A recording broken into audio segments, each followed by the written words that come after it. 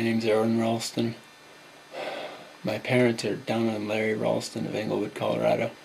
Whoever finds this, please make an attempt to get it to them.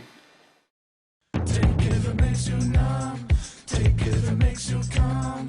Take it if it makes you make it perfect.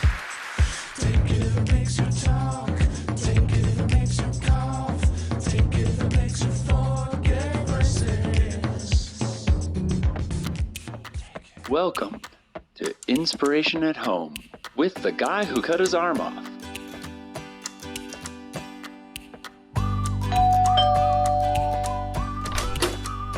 Oh, hey, good to see you. Thanks for coming over. Wait, who are you expecting? James Franco? I'm the real James Franco. Come on in, shoes off, masks on. Oh, no, I'm kidding. You don't have to wear a mask. You're at home too.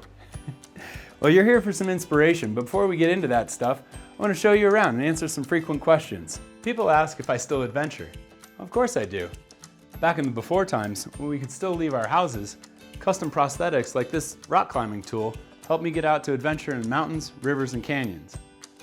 Even with modern technology though, I still have my challenges. Oh well. Speaking of prosthetics, another question I get is if, as a former engineer, I design my own. In fact, I do. Here's one I came up with for camping with my kids. Tell you, that degree from Carnegie Mellon sure did pay off. When I go to production on an idea, I use an all-domestic workforce. USA proud. With homeschooling, the kids get credit for their math and science classes too. Great work, guys. Who's ready for a snack? Oh, and did I tell you that when I was trapped in the bottom of that canyon for 127 hours that I invented video conferencing? That's right, true story. All right, let's do this. We all have our boulders. Sometimes it feels like they're everywhere and they're coming bigger and harder than ever. Besides my amputation, I've been through divorce, depression, the death of my dad. If 2020 has helped us realize anything, it's that we don't get to control what happens to us. But like my dad taught me, we do get to control how we respond. That's our mindset, our actions, our choices. Falling to the bottom of the canyon, I only have a split second to catch my balance as now the 800-pound boulder is coming for my head, wedging between the walls, just as it had been, but now 6 feet lower down, right in front of my chest, and this time, my arm disappearing into this impossibly small shadow between the boulder and the canyon wall. And I know I'm not just standing in the bottom of the canyon, I'm standing in my grave. When our boulders come, we get to choose what to do with them, whether to experience them as burdens or to take them as blessings.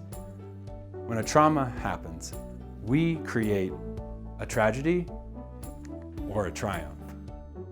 That last bit of tension releases, and for the first time in 6 days, my feet move, and I step out of my grave and into my life again. Mindset. It's what allows me to say, when I walked out of the canyon that day, I left something behind, but I didn't lose anything. I've only gained from this experience.